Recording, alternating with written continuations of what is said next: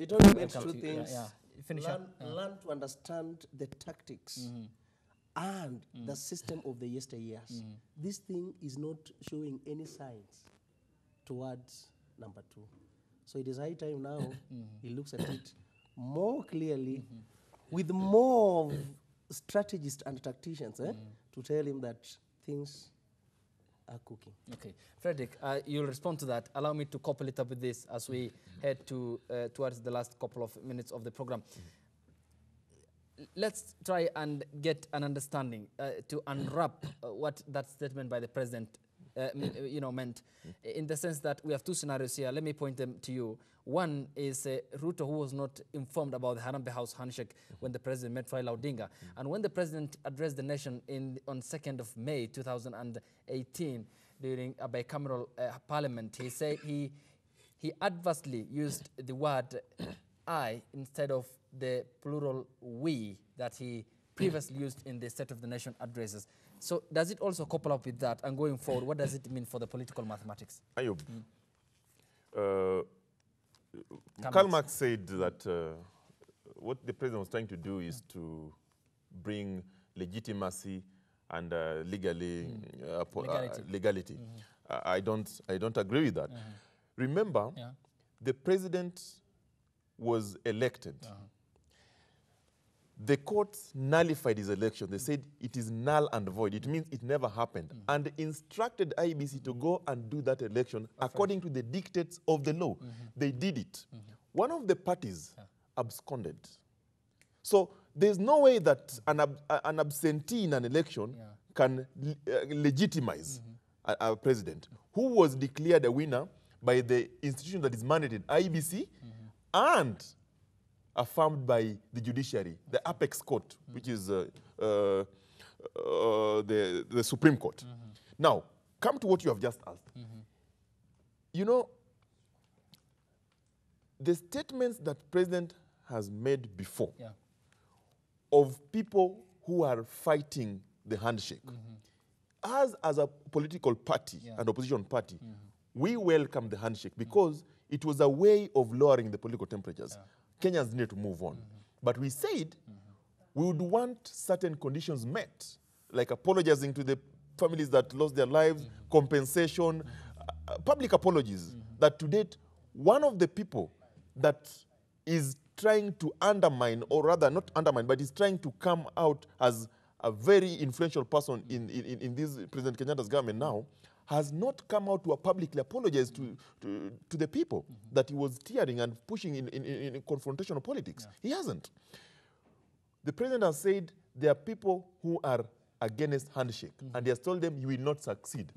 There is no single day that the president has mentioned that you and you are against handshake.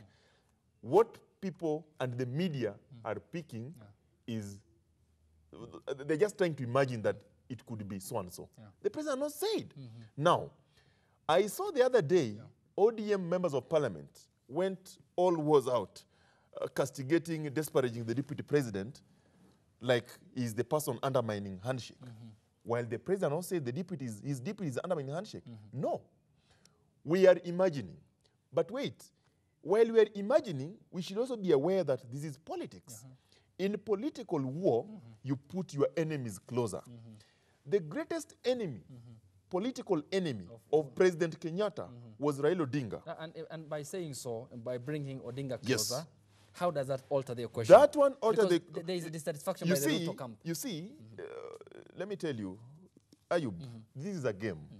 When you bring your political enemy closer, you make his supporters happy.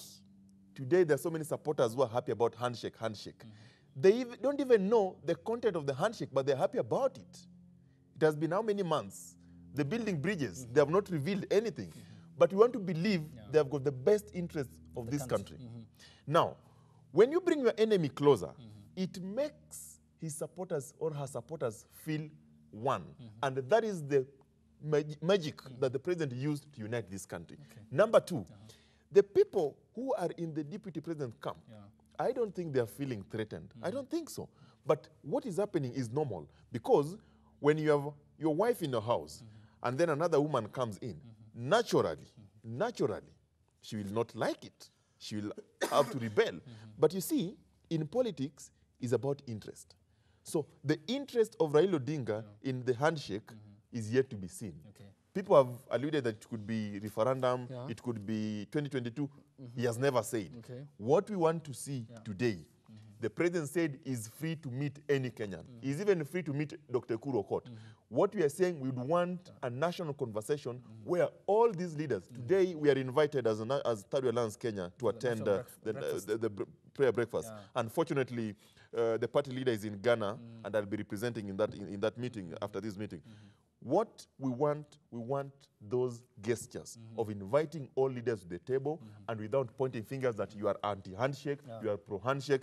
That way, we'll be dividing this country instead of uniting it. Okay. We want to unite this country. The only way to unite this country is bring everyone on board.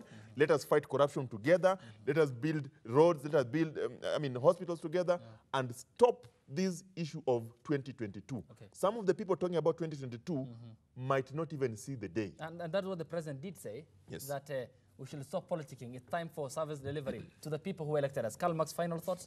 I'll come 1.5 minutes each, and then... It's simple. Taken together.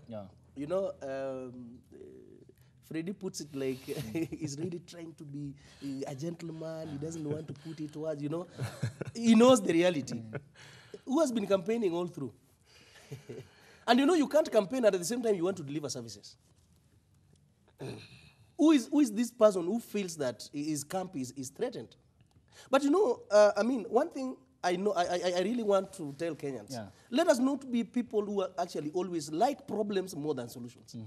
Because why is it that when now you are together, you want to work together, you want to do everything together, you still want to create crisis? So that one person would look like he's not working, the other person does that, you know? If we talk of actually bringing the entire country together, I think their party leader has also been trying, you know, to bring the bridges. But these things, they don't just work overnight. You must work hard for them for you to reach a certain level, okay? So I think it is high time we as Kenyans, we don't only look about the elections, but now, can we now actually fix economy of this country? Can we create jobs for these youths in this nation? Can we have the revolution working? Can we actually have the professionalism in now the police department and the forces? If all these things are going to be fixed, I can tell you this country, everybody will feel that we have a country that you can actually be proud of. But if we are still going to tax our people higher the way we are doing it, and we are thinking that we'll be paying our debts, I can tell you this country, we are going to live a country that everybody will be like, I better leave this country today and go for another country. Frederick? My closing thoughts. Ayub, we all love this country. We only have one country called Kenya. It doesn't matter today. You are Third Way, you are Jubilee, you are ODM, whatever you are NASA, it doesn't matter.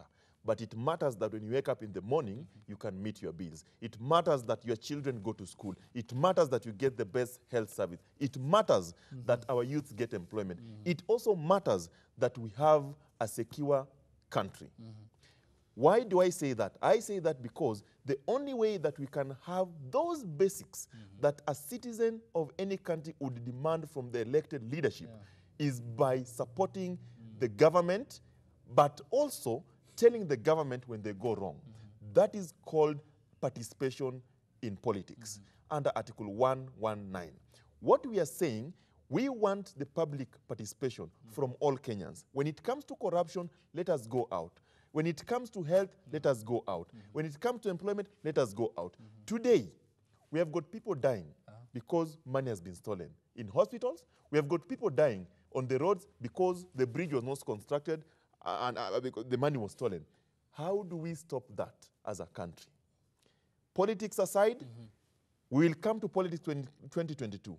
But now, while we are building bridges, let us build genuine bridges, not bridges that help us achieve our individual objectives. A bridge that will ensure that a child in Mandera gets the same education that a child that is in Runda is getting. A bridge that will ensure that a mother in Lokichogio gets the same maternal health care that a mother in Kirinyaga, Kiambu, and Homa Bay is getting.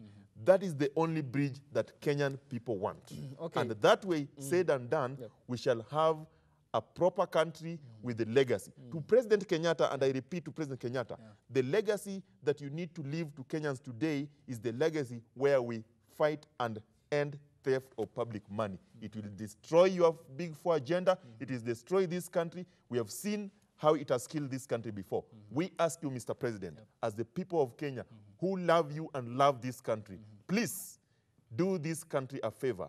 Jail the thieves and let us move forward in a corruption-free country.